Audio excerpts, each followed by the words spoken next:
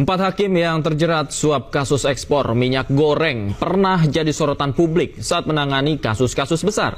Mulai dari sidang kasus KM50, pembunuhan Brigadir Yosua, penyiraman penyidik KPK Novel Baswedan, hingga kasus yang menjerat petinggi FPI Rizik Syihab.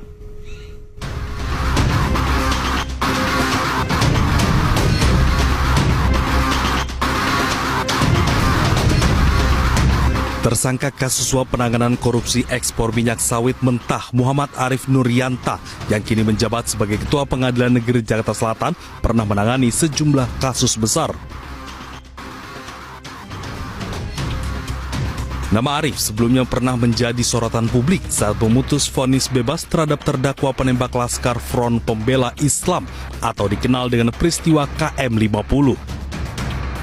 Selain itu, Arif juga pernah menjatuhkan vonis bebas terhadap selebritas Ashanti pada 2019 dalam kasus pencemaran nama baik senilai 14,3 miliar. Tersangka lainnya, Hakim Ali Muhtarom juga jadi sorotan.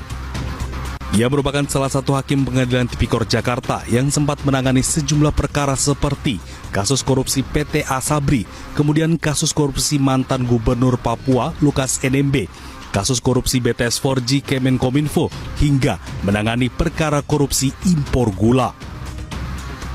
Dalam kasus ini menjerat mantan Menteri Perdagangan Thomas Lembong.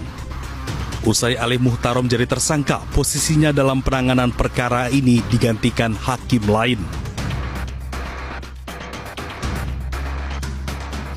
Hakim lainnya yang jadi tersangka adalah Juyamto. Namanya mencuat setelah menangani kasus penyiraman air keras terhadap penyidik senior KPK Novel Baswedan pada 2019.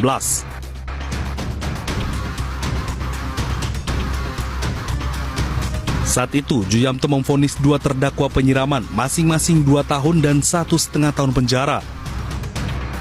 Selain itu, Juyamto juga pernah menangani perkara perintangan penyidikan kasus pembunuhan berencana terhadap Brigadir Yosua Huta Barat yang menjerat Verdi Sambo. Beberapa waktu lalu, Juyamto menjadi hakim tunggal dalam sidang pra-peradilan yang diajukan Sekjen PD Perjuangan Hasto Kristianto. Dalam putusannya, Juyamto menolak pra-peradilan Hasto.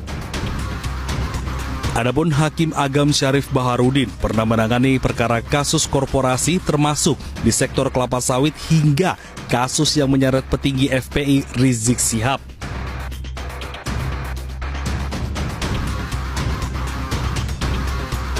Terkait kasus kerumunan yang melanggar protokol kesehatan di masa pandemi COVID-19 di Megabendung Bogor, Jawa Barat. Tim Liputan iNews melaporkan.